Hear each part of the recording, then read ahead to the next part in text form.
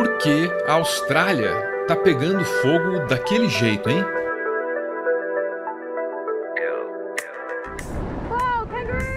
É verdade que essa época do ano é propícia a incêndios florestais na Austrália, mas o fato é que o período de seca está ficando mais longo e as temperaturas estão ficando mais altas. Ventos mais fortes também colaboram para dissipar os incêndios pelo território australiano. 2019 foi o ano mais quente da história do continente australiano. A temperatura mais alta já registrada por lá veio no dia 18 de dezembro de 2019, uma quarta-feira, 41 graus. E olha, esses 41 graus, isso corresponde à temperatura média registrada na Austrália naquele dia, porque em alguns lugares os termômetros bateram nos 49 graus. A primeira pergunta que todo mundo se faz diante de uma catástrofe como essa é se isso aqui é natural ou se há, de fato, alguma interferência das mudanças climáticas. E olha, a essas alturas do campeonato é uma pergunta meio ingênua. Yes, there's clearly a link. You cannot say it maybe for one particular event. Increasingly, it's easier to say afterwards. If one event was linked to climate change, the climate change made it more possible.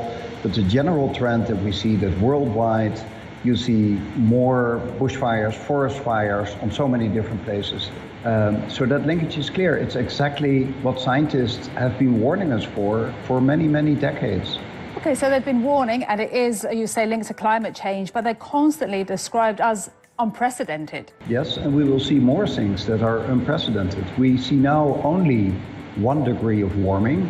The predictions for at the end of this century are anything between more than 2.5 to 4, maybe even 5 degrees of warming. You know, as news media, that you're going to report much more unprecedented news about the state of our environment in the years and decades to come. O que esse especialista está tentando dizer é que isso aqui é um trailer de uma década que está só começando. É o teaser de um século que também está só no início. E definitivamente esse não é um filme bonito. Essas pessoas precisaram se refugiar na praia porque tudo ao redor está queimando. O ar que elas respiram é tudo menos saudável. Dezenas de milhares de pessoas precisaram deixar as próprias casas para trás.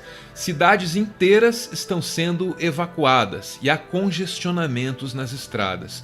Muitas dessas pessoas aqui, quando voltarem para casa, só vão encontrar cinzas e escombros. It's just insane. I've never felt so anxious before. Isso se elas conseguirem escapar. A escassez de combustível e outras dificuldades inerentes a uma tentativa sem precedentes de realocar dezenas de milhares de pessoas de uma vez só. Just thought we'd better get a bit of fuel while we can. A precious resource in an emergency where power is still out in much of the region. It's the largest mass relocation of people out of the region that we've ever seen. E essas ainda são as pessoas menos afetadas envolvidas nessa crise. Pelo menos 19 mortes já foram confirmadas e tem mais gente desaparecida. Os números são pouco conclusivos porque a crise ainda parece longe do final.